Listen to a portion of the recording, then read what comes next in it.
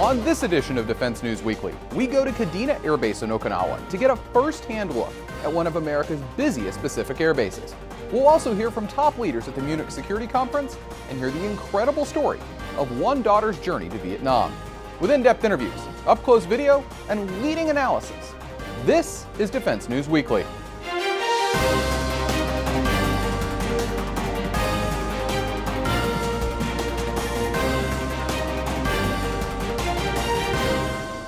Welcome to this edition of Defense News Weekly. I'm Jeff Martin. The U.S. and Israel have completed a successful test flight of the Arrow 3 missile defense system at an undisclosed location in central Israel. The Arrow 3 was jointly developed by the U.S. and Israel and is designed to destroy incoming missiles outside the atmosphere. It's built by both Boeing and Israel Aerospace Industries, and while this test appears to have just been a flight test where there was no intended intercept, a release says the missile, quote, completed its mission. The Arrow 3 is part of Israel's 4 layers of defense, with the others including Iron Dome, David's Sling, and the Arrow 2. Canada says it will rejoin the NATO Airborne Early Warning Organization. The group, equipped with 16 U.S.-built E-3 Sentries, is based in Germany and uses multinational crews representing 14 countries. Canada was a founding member of the group, but withdrew in 2014 to save money. Canada's defense minister says that rejoining the program will strengthen relationships. However, while many nations train pilots and aircrew for the aircraft, it appears that Canada will only be providing money. South Korea says it will buy more Patriot missiles as part of an ongoing effort to defend against North Korea. The exact amount hasn't been disclosed, but the deal was approved earlier this month, and delivery is expected after 2020. South Korea is buying the Missile Segment Enhancement, or MSE version of the missile, which is the most advanced currently in service. Defense News visited Kadena Air Base in Okinawa recently. It's one of the busiest air bases in the Pacific, and while visiting multiple squadrons and learning about their missions, we met with the base commander, Brigadier General Cunningham, to get his take on Kadena's role in the region. This particular base is a key power projection platform in the Indo-Pacific. Brigadier General Cunningham leads the 18th Wing, one of the largest wings in the Air Force. Every day, aircraft from the base are flying, helping to project power across the Asia-Pacific. The missions that we execute are the same ones that we've been executing for many, many years from this particular location. With tensions from North Korea continuing to rise, Kadena is growing in importance. Our job in uniform is to make sure that we're as ready as we can be so that we provide the credibility as diplomacy is in the lead in many of these increased tensions that you talk about. But I also want to emphasize that because of where we are located, it provides us the opportunity to engage in partnership building and alliance strengthening in a way that is incredibly powerful as we look to the future here in the Indo-Pacific. A key part of those tensions have been ballistic missile test launches from North Korea. During our interview, General Cunningham offered a look at what happens on Kadena during those launches.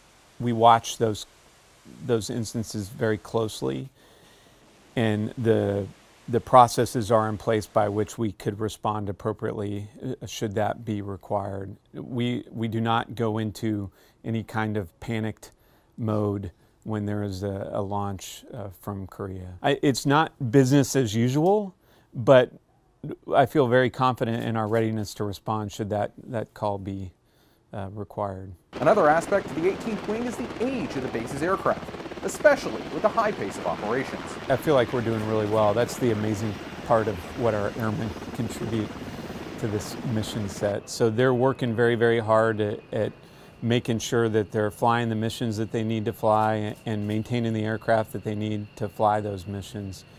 And we're really doing well on that front. I think our readiness is at the highest level that it's been in quite some time. But in order to keep up that pace, budgetary stability is a must, something that just isn't happening.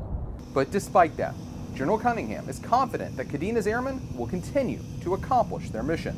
The work that they do every single day to promote peace and stability in the Indo-Pacific, that has incredible and huge benefits for our nation, but also for the nations of the Pacific. So I think that's just something that America should know and something that they should be very, very proud of. And they're getting a lot of bang for their buck, as the saying goes, for the money that is going into Kadena. F-35s are not permanently assigned to Kadena, but the Air Base currently hosts the Air Force's first deployed squadron of them. While we were on the base, we learned about what those aircraft are doing in Japan and saw the next generation fighter up close. If you listen to Air Force leaders, they'll tell you that the F-35 I'm standing in front of is the future of the Air Force. So here at Kadena Air Base in Okinawa, where the first squadron of those aircraft is deployed, those pilots are working every day to train hard. With 12 aircraft deployed from Hill Air Force Base in Utah, the pilots of the 34th Expeditionary Fighter Squadron are flying nearly every day. And for many of them, it's a unique experience. Absolutely incredible to be a part of it from the very beginning. So just learning along with the airplane as it continues to grow and as our community continues to grow as well. The F-35 is on Kadena as part of a theater security package designed to show American strength in the Pacific. And the aircraft have certainly been busy. From training with the F-15 fighters based on Kadena to helping fly show-of-force missions over Korea, the tempo has been relentless. So the aircraft's maintainers have had to keep up. Our maintainers are doing an incredible job keeping the aircraft running and keeping up with our daily schedules. So that is a huge part and huge piece to the puzzle that encompasses the deployment. And by and large, everybody is doing a phenomenal job. And while the missions have been varied, the majority are training with the F-15s based on Kadena, helping to develop future tactics for combining the older, air superiority-focused F-15s with the fifth-generation capabilities of the F-35. We actually work together very well. Obviously the tactics are a little bit different based on the priority and how the aircraft are designed, but working together, it actually does increase our lethality quite a bit. So I like working with them a lot. It's improves our game quite a bit, I'd say. Another unique aspect to the deployment is the different flying environment. While the home for these aircraft, Hill Air Force Base in Utah, is landlocked, Kadena sits on an island, allowing for much different training with many types of aircraft. So it's a little bit different, right? Like with anything, showing up in a new place provides some opportunities for learning with the support assets that are here at Kadena. But by and large, it's been an incredible experience, and our hosts have been awesome. In the U.S., the F-35 has faced criticism over its abilities, particularly in aerial combat. But the aircraft's pilots tell a different story. I would just say that it really is an incredible aircraft. It's very capable, and I would just say that we're very lucky to have it as a part of the United States Air Force's list of aircraft. The 34th's deployment is about halfway done, but when they return home, it's likely that other F-35s will be rotated throughout Kadena and the rest of the Pacific. Another mission on Kadena Air Base is combat search and rescue. While on base, we visited the men and women who fly those missions as part of the 33rd Rescue Squadron. Here's a look at how they, even with aging aircraft, get that job done. The ramp here at Kadena Air Base in Okinawa can be a busy place, filled with airplanes. But there's also helicopters too, and they belong to the men and women of the 33rd Rescue Squadron.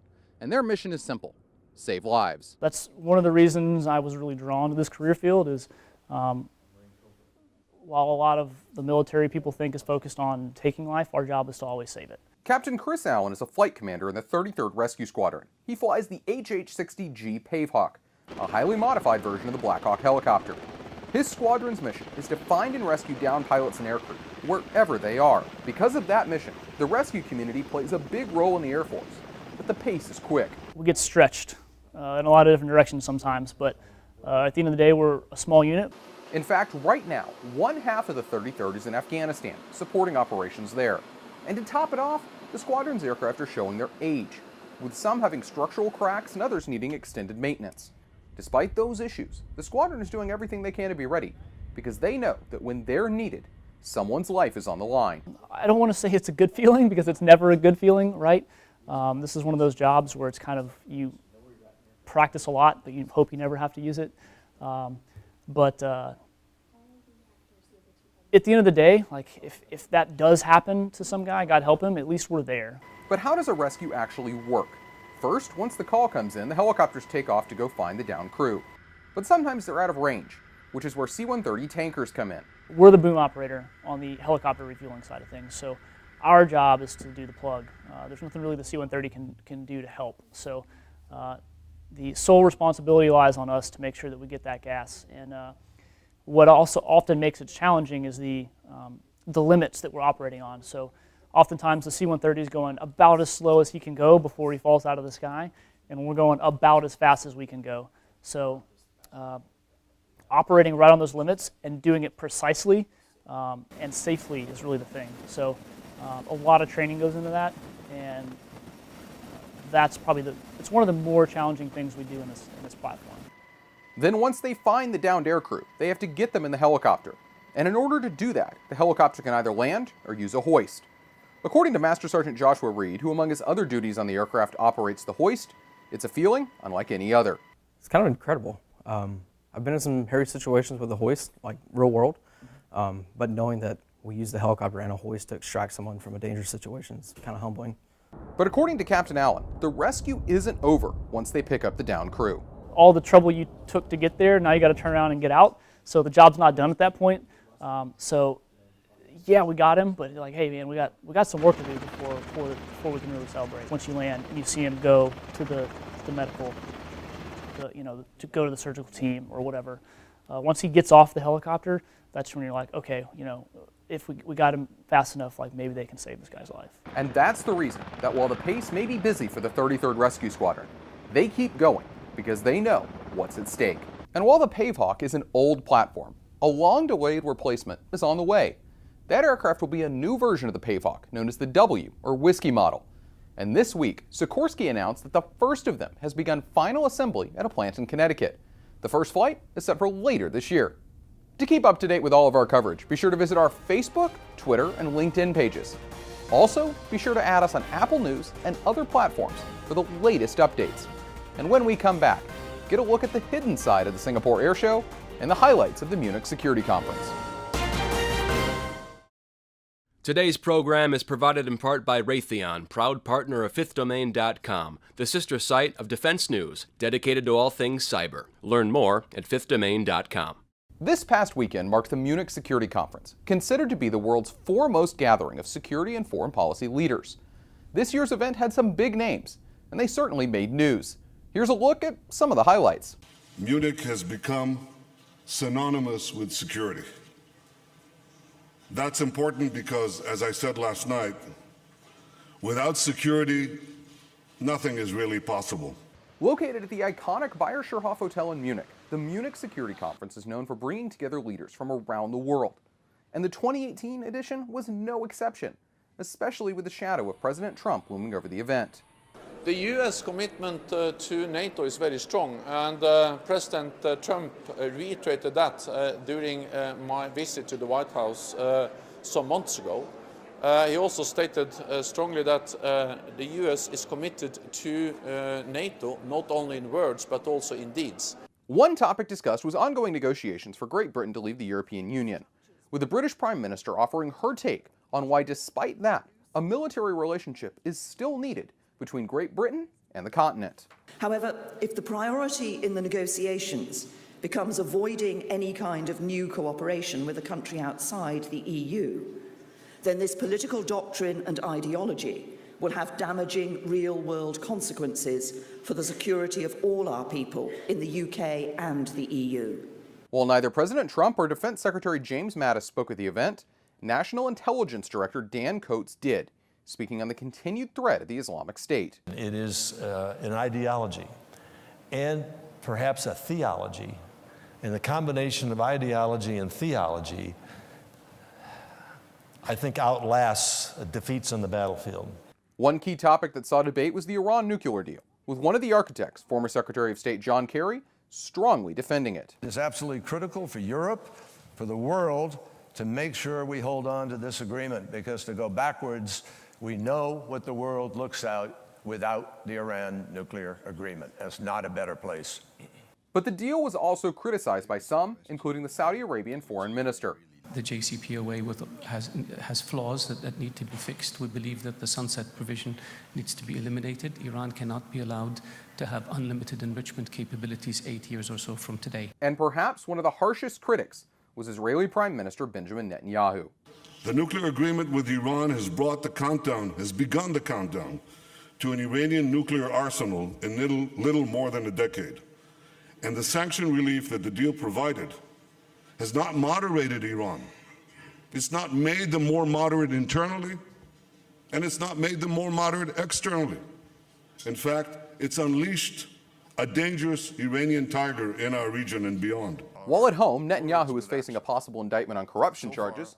He embraced the spotlight at the Munich conference, especially when it came to a recent incident where an Iranian drone was shot down over Israel, leading to airstrikes in which an Israeli F-16 was also shot down. Here's a piece of that Iranian drone, or what's left of it after we shot it down. I brought it here so you can see it for yourself. Mr. Zarif, do you recognize this? You should. It's yours. You can take back with you a message to the tyrants of Tehran. Do not test Israel's resolve. But Iran's foreign minister, Mohammad Zarif, had a simple response during his remarks later in the event. You were the audience for a cartoonish circus just this morning, which does not even deserve a dignity of a response. To see more coverage of the Munich conference, visit defensenews.com. There are two big armored vehicle competitions going on right now in the U.S. military, and Singapore-based ST Engineering is competing. While Defense News was in Singapore for the Airshow, we caught up with ST about their entries for both the Army and Marine Corps. Now, even though I'm standing at the Singapore Airshow, we're still talking about land vehicles here, specifically two from ST Engineering. Now, one over this shoulder could be for the U.S. Marine Corps, and the other over this shoulder could be for the U.S. Army. Two of the highest profile armored vehicle programs right now are the Amphibious Combat Vehicle program for the Marine Corps and the Mobile Protected Firepower program for the U.S. Army. For the ACV program, ST is partnered with SAIC, using their T-Rex 2 vehicle. He has got the ability to have very good swimming capability, and yet at the same time able to operate inland operation effectively. It has got good protection to be able to protect our soldiers on the marine inside. While the vehicle itself is an ST product, it's been modified by SAIC for the Marine Corps requirements. Right now it's one of two finalists competing against BAE Systems, and a decision is expected in the next couple of years.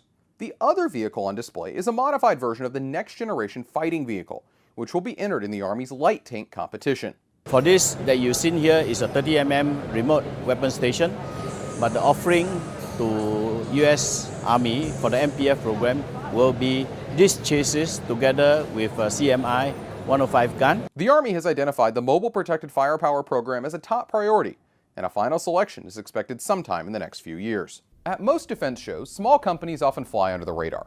So while Defense News was at the Singapore Airshow, we visited several of those companies to understand their role in making aircraft fly. There are a lot of big companies here at the 2018 Singapore Airshow, but there's also a lot of small ones too. And as many will tell you, without those small companies, the aircraft here couldn't get off the ground. Virtually almost every aircraft out there, from Boeing, Airbus, Embraer, Bombardier, military planes, so almost anybody that has a plane that's going to have fatigue problems, they'll use our equipment.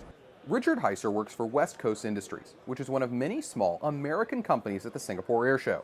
Most of those companies aren't household names, but they have a critical role in supplying parts and expertise for larger companies and clients. The Americans here, 111 of them in one area, represents every facet of the industry. From UAVs to small parts to fan blades to aluminum extrusion, it's all here. And I know it sounds cliche, but it's not unlike a shopping mall. What those companies provide ranges widely, from data about individual aircraft to expertise in repairing both the entire aircraft and certain parts. It starts down to the data. If you don't have the data, you can't repair components, you can't overhaul different items of the aircraft. So having the drawings and the manuals is extremely important. But Singapore isn't exactly close to the US. So why do these companies even go to a show that far away?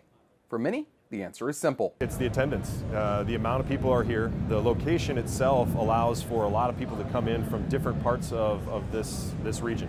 Korea, China, places like that, where we can capture all of those customers in one place. And just 2 days into the show, some were already seeing success. It's been a merry-go-round. It's been incredible. I mean, everything that I had, hoped to accomplish in coming out here has come about. Still to come, the daughter of an Air Force pilot explains why she journeyed to Vietnam decades following the war. On this week's Money Minute, personal finance expert Jeanette Mack offers her tips on how to know if you have enough saved for retirement. The U.S. Government Services Administration says you should have saved about 80% of your pre-retirement income once you retire. So say you're making $50,000 a year right now. When you retire, you'll need the equivalent of $40,000 per year after that. If that sounds like a lot, don't worry. With time and planning, you can do it. Whether you're just starting out or you're in the middle of your career, your TSP or your 401k is the key to your nest egg. These growth-based accounts give you the power of compounded returns. So the more you contribute, the more your savings can grow. If you don't have access to a workplace plan or you're looking for an additional stream of income in retirement, contributing to an IRA is another great option. Military retirees in particular have a unique advantage. They often retire with some working years left. This means a career after the military or even business ownership can be a possibility. If you've been working for a while and already have a sizable nest egg, then wealth preservation should be your goal. Consider investing in bonds and government-backed securities to reduce risk. While the returns are less, they outweigh the possibility of losing money to risky investments. Check with a financial advisor if you're unsure about reaching your retirement goal. By planning for tomorrow today, your future self will thank you. Thanks, Jeanette. We'll see you next week. To get more defense news coverage, be sure to visit our website at defensenews.com and subscribe to our Early Bird Brief, delivered to your inbox every weekday morning to get you ready to start the day. When we come back, see the emotional story of one daughter's search for answers about her father's death. In 1973, the United States listed more than 2,600 Americans unaccounted for from the Vietnam War. Many were missing in action, others were killed in action, body not recovered. For the family members at home waiting for their loved ones to return, the uncertainty of the situation was gut-wrenching. Longing for answers, one daughter of an Air Force pilot set out on her own. Hello, girls. Last week was my first mission to Hanoi. He was just the greatest dad on earth. He was dedicated to his family. You girls better find us some good fishing spots before I get back. I love you, girl. In 1972, Air Force Colonel Bob Anderson told his wife and 3 daughters the time had come for him to join the fight in Vietnam. There's times I get angry and to say, you know, why did you have to leave us? Long before cell phones and video chats, Colonel Anderson kept in touch with his family via cassette tapes. You know, in the middle of being in Vietnam fighting a war, he's telling me, oh, I hope you're keeping up with your piano. And he was everything. I was really, sorry. I was just really close to my dad. I mean, he was everything to me. I was the middle child. He's the one that championed me because my big sister would pick on me and my little sister didn't want to have anything to do with me. And so I was always the odd man out. And we were just like 2 peas in a pod. Colonel Anderson was flying a mission out of Thailand when his F-4E Phantom was shot down northeast of Hanoi. 7 years later, his status changed from missing in action to killed in action, body not recovered. Most of the Anderson family accepted his fate that day. Debra, though, had questions. He was a great pilot. You know, he taught other pilots how to fly. And I wanted answers, and I wasn't going to stop until I got them. When I finally came to terms with it was when I went to Vietnam. When I went to Vietnam for myself and talked to the witnesses myself to get them to tell me the story, that I finally believed it, and it changed my course. After all that time, to know that he died doing what he loved doing, and for him, his mission was fulfilled.